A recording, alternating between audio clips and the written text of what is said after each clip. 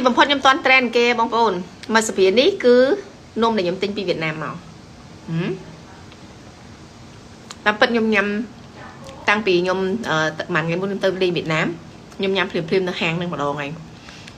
bàn tay nhom trang trái lại thay chưa nôm một phết nâng nâng nè cầm miền đẹp bông ôn bánh bạ tư cầm món order ấy là hốt đọt đạch stock nơi trong sọc kia nâng tì hàng cái bằng nội du ấy ở mình cả lang bàn tay tầm vài ro là lỡ nó trắng phơi đẹp đẹp một tự tình đẹp nhóm pe tư nắng miền rút chuyện ấy cả ban còn là trắng phụ thay vì mạch là ngày tay bảo sự bát tinh món át đại xá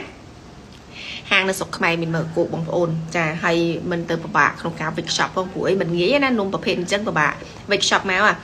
chân nè ai để nơi một nhóm đấy nhung có món bị khay của về trà mền sponsor ấy na bông ôn nhung có món tinh quạt bàn tay còn là tha vì chiaផលិតផលនៅក្នុងស្រុកដែលខ្មែររបស់យើងគាត់ធ្វើអញ្ចឹង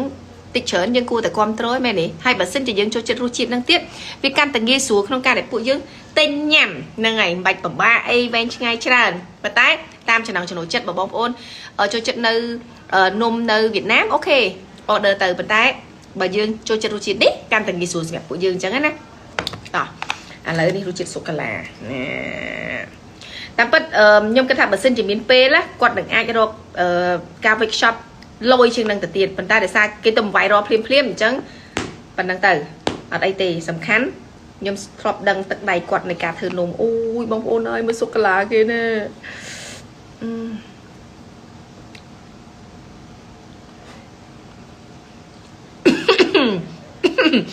ធ្លក់ងាញ់មែនអត់ផ្អែមពេកអូឆ្ងាញ់ឆ្ងាញ់ប្រឡយឆ្ងាញ់នេះបងប្អូនសូកូឡាពី Take Away ឆ្ងាញ់ស្អាតនិយាយមែនខ្ញុំនិយាយត្រង់ណាបងប្អូនហើយអ្នកលក់នំកុំខឹងខ្ញុំណាព្រោះខ្ញុំឆ្ងាញ់មួយបែបម្នាក់ឯងប៉ុន្តែគាត់ថាខ្ញុំចូលចិត្តរសជាតិ Take Away វ៉ាវនេះម៉ាឆា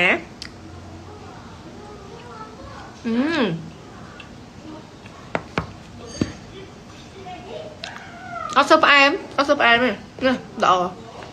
នេះ blueberry អូខ្ញុំបានសាកគ្រប់មុខនេះតែប៉ុន្តែសារខ្ញុំបានញ៉ាំនៅនោះហើយដល់ពេលអញ្ចឹងខ្ញុំចង់ដឹងថារសជាតិនំនៅស្រុកយើងមិនវិញអូខេ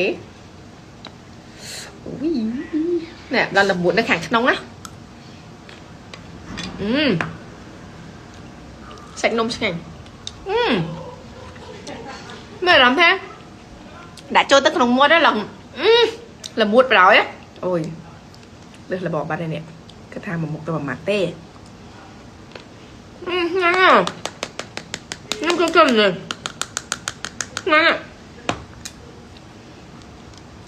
ចានេះ cherry បងប្អូនវ៉ាវអូ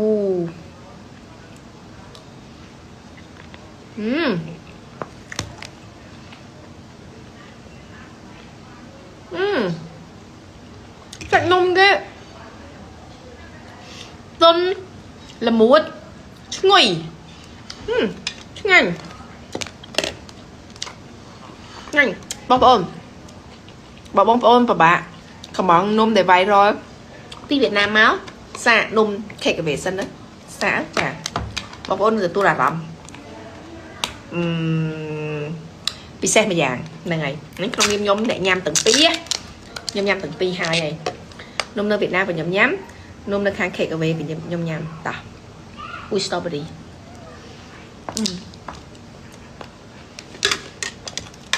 តែខ្ញុំញ៉ាំនំនៅវៀតណាមខ្ញុំអត់បានថតទេខ្ញុំគ្រាន់តែប្រហោះពួកកូនខ្ញុំទៅដល់ហាងនំហ្នឹងហើយយើងយួរតាមរសជាតិដែលយើងគេមាននៅស្រាប់អូយយ